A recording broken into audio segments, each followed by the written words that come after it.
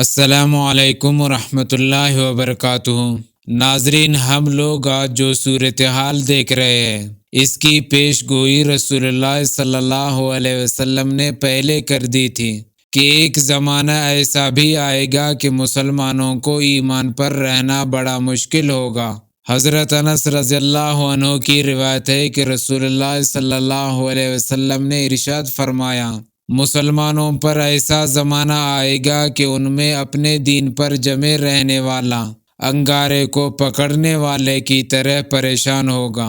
اور رسول اللہ صلی اللہ علیہ وسلم نے فرمایا کہ میرے بعد میری امت کو فتنے ڈھانپ لیں گے جو اندھیری رات کے ٹکڑوں کی طرح ہوں گے۔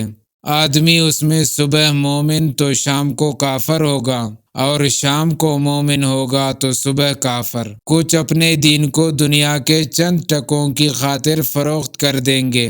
اور ارشاد فرمایا کہ جب میری امت میں 15 باتیں پائی جائیں گی تو ان پر مصیبتیں نازل ہوں گی۔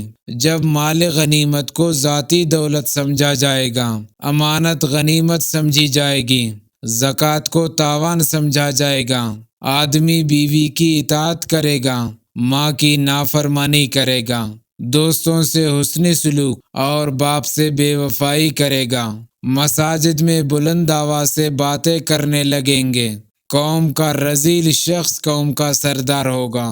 آدمی کی عزت کی جائے اس کے شر سے بچنے کے لیے شراب پی جانے لگے، مرد ریشم کا لباس استعمال کرنے لگے، گانے بجانے کے آلات عام ہو جائے، اس امت کے آخری طبقے پہلے لوگوں پر ملامت کرنے لگے، تو اس وقت سرخ آندھی اور خسف و مسخ کا انتظار کرو۔